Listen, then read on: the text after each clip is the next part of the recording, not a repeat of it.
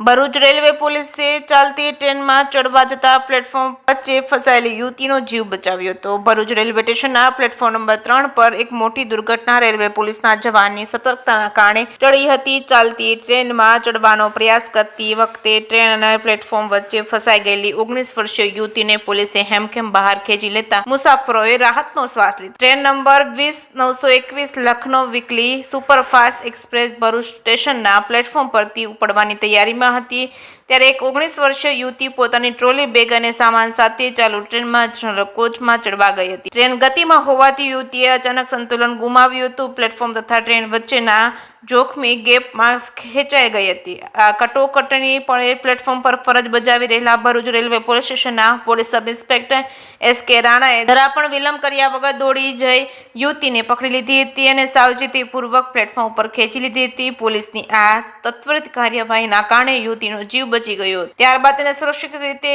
તે જ ટ્રેનમાં રવાના કરવામાં આવી હતી। જે કે સિંહ ગુજરાતી સાથે કેતન મહેતા, ભરૂચ।